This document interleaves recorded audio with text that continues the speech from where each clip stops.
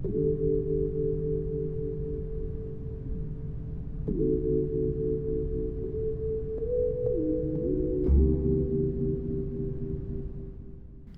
there again, Nine Moons fam. Cheese Shoes back again with another review for you here today. And today we're looking at Confidential Killings, which I picked up on Steam.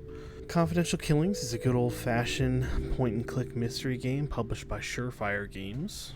In this charming little indie murder mystery, we play an unnamed detective on the case to solve a seemingly random accident that seems a little fishy. However, as the story progresses and you begin weaving through the clues, you realize that it may not be so random, and it may not have been an accident at all. The first death that you're assigned to seems pretty simple as you visit multiple locations and come to the conclusion pretty quickly. It serves as kind of tutorial for the game. That, however, does change pretty quickly as you unlock more levels and continue on through this mystery. The levels become a bit more complex as the story develops, which is always nice. Which brings me to Cheese's favorite part of just about any game that he plays. That's the story. This game is based almost completely around it at this point. And while it does have a few wonky plot devices or unanswered questions, the story overall feels pretty solid. There was one point in particular where it gave me the slip actually. I thought I had it all figured out a few missions in, and in the classic whodunit fashion, I was wrong. So that was a nice little touch and a nice little reality check for old Cheese Shoes. The way the game works is that you get these levels, which are a collection of this awesome still life images, which, usually starts off with a pretty obvious murder, and you have to work your way around the murder itself. You go through various rooms and locations, interviewing witnesses and searching around for clues. Basic detective stuff. When you interact with either of these things, it pulls up either a description for the item or a conversation if you interact with one of the aforementioned witnesses here. These conversations and descriptions are all text-based. There is no voice acting, so you will be doing a lot of reading while playing this game, but I didn't mind that too much. Within these paragraphs, you will find underlined words. These are words of interest for the case. So you collect these little bits of information by clicking on them as you see the underlines, and as you go they get added to your notebook. While you work through these, you'll be able to put the clues together and solve the murder in your notebook. And you can also go in for each of the characters when you get a new name or someone name drops one of the other people on the scene.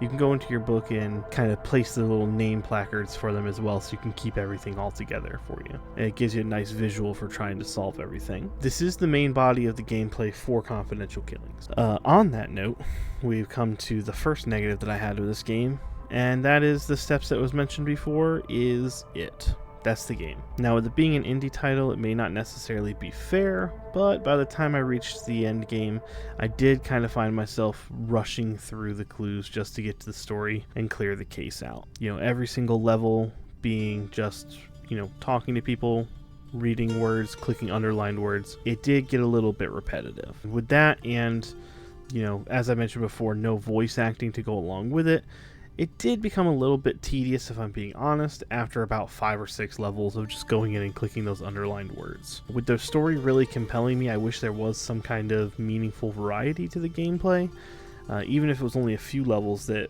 played a little bit differently from the rest. Something to just kind of switch up the pace would have been nice. The game itself is pretty good for what it is. I really loved the art design of the scenes, and the music, while being pretty basic and on a loop for each of the levels, was still pretty enjoyable. It really set the tone for the 70s, 80s era that the game takes place in. Basic gameplay aside, I did find myself really enjoying the story. As the levels progressed, I found myself really digging in and trying to figure out the mystery here, making guesses as to who was behind everything, finding out it was wrong, then finding out who really did it. It was a nice little turnaround. I really enjoyed that. And with the basic gameplay and straightforward aspects of the game, it doesn't leave too much for me to break down in this review, at least not without a bunch of spoilers. Nobody really wants that, but however, if you do want an old school mystery gaming experience and love a good murder mystery, then I'm sure you'll find yourself enjoying the tale as you wind your way through all the clues and come up with your own theories. For me, I give Confidential Killings a 5 out of 9 moons. It does have some obvious shortcomings. The story really did have me hooked for the most part. And with the game so solely based around the story, I feel like, it did a pretty good job. So that'll be my review for Confidential Killings. As a side note, if you do like these reviews or just love gamers making gaming content, you can go ahead and click those like and subscribe buttons like they're underlined to collect in your journal. This has been Chi Shoes, and I'll catch you guys again in the next review.